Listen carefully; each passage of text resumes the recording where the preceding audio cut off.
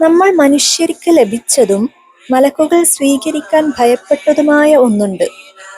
അതാണ് free will. നമുക്കിഷ്ടമുള്ളത് ചെയ്യാനുള്ള സ്വാതന്ത്ര്യം. മലക്കുകൾ എന്തുകൊണ്ടായിരിക്കും അതിനെ ഭയപ്പെട്ടത്? അവർ ഇപ്പോഴുള്ള അവസ്ഥയിൽ തന്നെ തുടരാനാണ് ആഗ്രഹിക്കുന്നത്. അതായത് റബ്ബിനെ ഇബാദത്ത് ചെയ്തുകൊണ്ടേയിരിക്കാൻ. ഈ ഫ്രീ വിൽ അതിൽ നിന്നും അവരെ വ്യതിചലിച്ചു കൊണ്ടുപോകുമെന്ന് അവർ ഭയപ്പെട്ടു. നമുക്കത്തരം ഒരു ഭയം ഉണ്ടായിട്ടുണ്ടോ?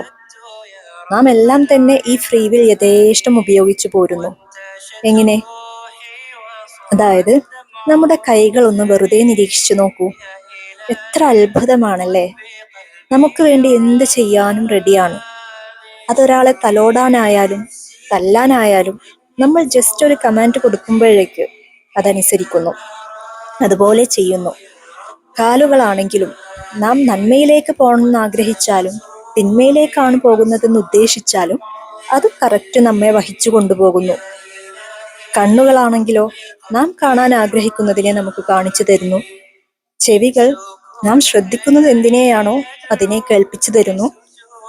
ഇനി നാവാകട്ടെ, നാം ഒരാളെ തളർത്തുന്നതോ കുറ്റപ്പെടുത്തുന്നതോ പരിഹസിക്കുന്നതോ ആയ വാക്കുകൾ പറയാൻ ഉദ്ദേശിച്ചാലും, അതല്ല ഒരാളെ വളർത്തുന്നതും സാന്ത്വനം നൽകുന്നതും സന്തോഷിപ്പിക്കുന്നതുമായ വാക്കുകൾ പറയാൻ ഉദ്ദേശിച്ചാലും, ഏതു തന്നെയായാലും അത് അതിനനുസരിച്ച് പ്രവർത്തിക്കുന്നു.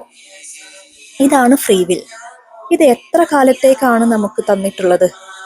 വളരെ തുച്ഛമായ, കണ്ണിമ വെട്ടിത്തുറക്കുന്ന അത്ര മാത്രമുള്ള ഈ ഭൂമിയിലുള്ള, അതായത് നമ്മുടെ കർമ്മങ്ങൾക്കുള്ള ഈ ലോകത്തേക്ക് മാത്രമാണ് ഈ ഫ്രീ വിൽ നമുക്കുള്ളത്. അത് കഴിഞ്ഞാലോ? ഇപ്പോൾ നമ്മുടെ ആജ്ഞ അനുസരിച്ച് പ്രവർത്തിക്കുന്ന ഈ ഓരോ അവയവങ്ങളും നമുക്കെതിരെ സാക്ഷി പറയുന്ന ഒരു നാൾ വരുന്നുണ്ട്. ആലോചിക്കാറുണ്ടോ നിങ്ങൾ?